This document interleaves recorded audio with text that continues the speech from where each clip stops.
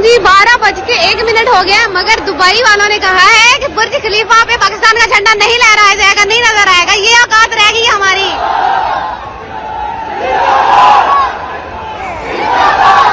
कल 14 अगस्त है, पाकिस्तान की आजादी का दिन है। 200 फुट बाय 130 फुट लंबा मोटा चौड़ा झंडा हमने लगा के अपनी गयूर आवाम के अंदर हमने उन्हें एहसास दिलाना है कि हम एक जिंदा कौम है और हम 500 फुट ऊंचे झंडे लहराते हैं। अभी पाकिस्तानी अवाम यहाँ पे नारेबाजी कर रही है, मगर बुर्ज खलीफा पे पाकिस्तान का झंडा नहीं लहराया गया।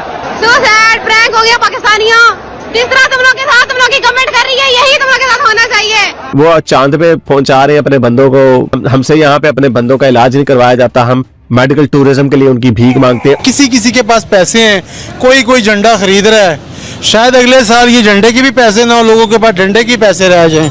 इस वक्त हिंदुस्तान अपने नेशनलिज्म के नशे में चूर है। इस वक्त हर हिंदुस्तानी जो है उसके लिए प्राइड है इंडिया जो है। बलोचिस्तान में आज चाइनीज के ऊपर अटैक हुआ है और जिसकी जिम्मेदारी कबूल की है BLA ने।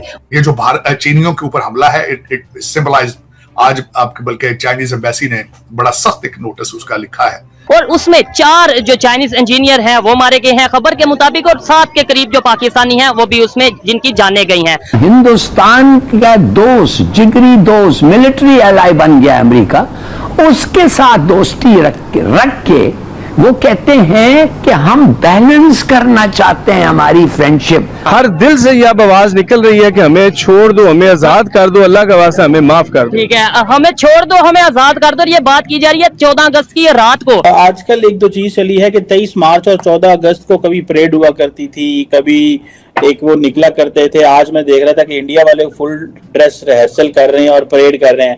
हमने वो परेड और वो सारा कुछ छोड़ दिया है। क्या आप समझते हैं कि फाइनेंशियल प्रेशर है, या जैसे PTI और वो जो फोर्सेस है जिन्होंने फौज को टारगेट करना शुरू कर दिया था, ये उनको जो है वो उसकी वजह से ये की जा रहा है? आपको क्या लगता है इससे भी जो है वो एक नेशनलिज्म बढ़ती थी, कौमियत बढ़ती थी, लेकिन 23 मार्च को भी नहीं हुई, वाने सदर में एक छोटी सी तकरीब कर ली, और 14 अगस्त को भी नहीं हुई, जबकि इंडिया वाले जो है वो तो फुल ड्रेस रिहर्सल कर रहे हैं। और वो इसको कैसे देखते हैं आप?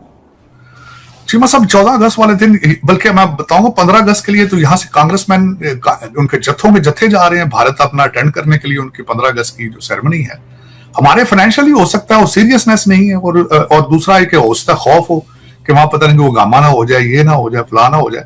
पूछने वाली बात यह है कि where are they heading, what are their intentions, कहां जा रहे हैं? हमारी अगली जनरेशन जो है वो क्या करेगी आगे? मेरा मकसद इस वक्त अगर देखा जाए आपका, तो ना बॉर्डर सेफ है, ना आपका लॉ एंड ऑर्डर चल रहा है, अंदर अदालतें भी नहीं चल रही हैं, इंडस्ट्री बंद है, बिजली नहीं है।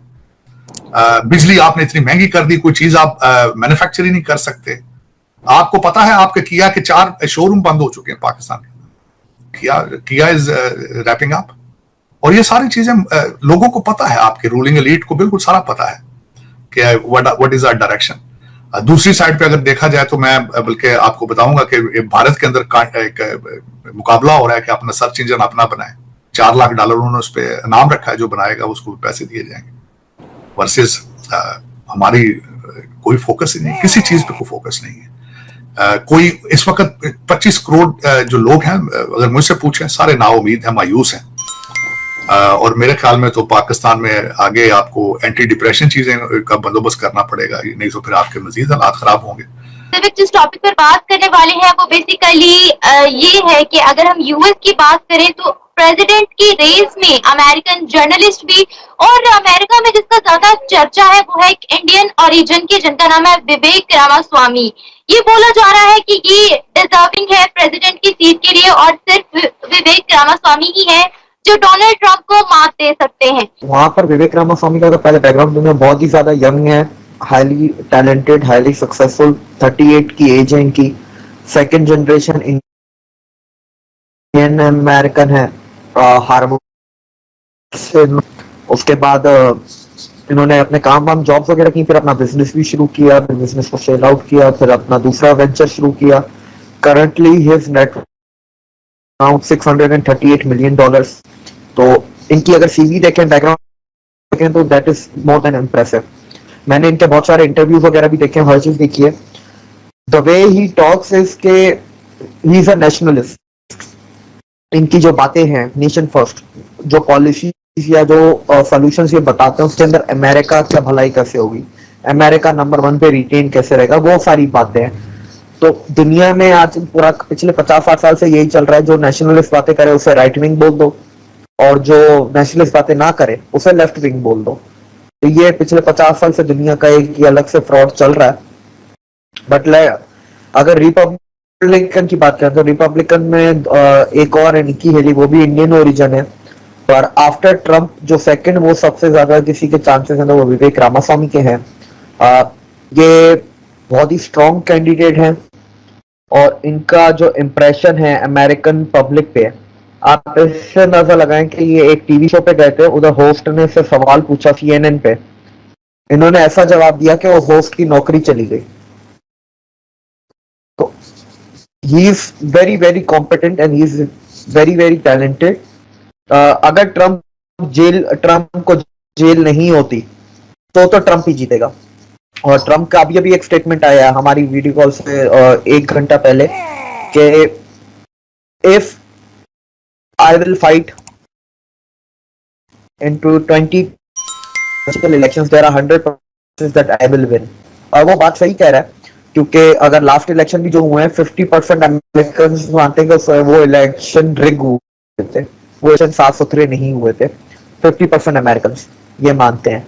और अब तो जो बाइडेन ने अमेरिका की हालत की है, America is in very deep crisis. अगर आप अमेरिका को फॉलो करें तो आपको अंदाजा होगा कि अमेरिका की आज वो हालत है जो हम लोग सोच भी नहीं सकते थे। अमेरिका की सेविंग्स हो गई, उनकी स्टॉक मार्केट हो गई, उनकी मैन्युफैक्चरिंग इंपोर्ट्स, उनके फॉरेन पॉलिसी हो गई, उनके बैंकिंग सेक्टर हो गया, हर चीज उनका डूब रहा है। उनका डेट टू GDP रेशियो हो गया, हर चीज उनका डूब रहा है। डॉलर की वैल्यू हो गई, तो अलायंस उनके टूट रहे हैं। तो ये सबसे बड़ी बात है। उसके बाद उनके इंस्टीट्यूशंस भी अब वीक पड़ गए हैं, जिन इंस्टीट्यूशंस की मदद से अमेरिका पूरी दुनिया पर राज करता है या करता था। तो अगर ट्रम्प को जेल नहीं हुई तो ट्रम्प जीतेंगे, अगर ट्रम्प को जेल हो गई then there are very high chances for Vivek Ramaswamy. और फॉर एग्जाम्पल अगर ट्रम्प को जेल नहीं होती तो ट्रम्प जीतेंगे and Vivek Ramaswamy will get the podium position. Podium position America में 2 होती हैं, या वाइस प्रेसिडेंट होते हैं या सेक्रेटरी स्टेट होते हैं, फॉरेन अफेयर्स के या डिफेंस के या ट्रेड कॉमर्स के, ये होते हैं। मतलब जो भी होगा पोडियम पोजीशन इनको मिलेगी इफ ट्रम्प फाइट्स, अगर ट्रम्प को जेल नहीं होती तो।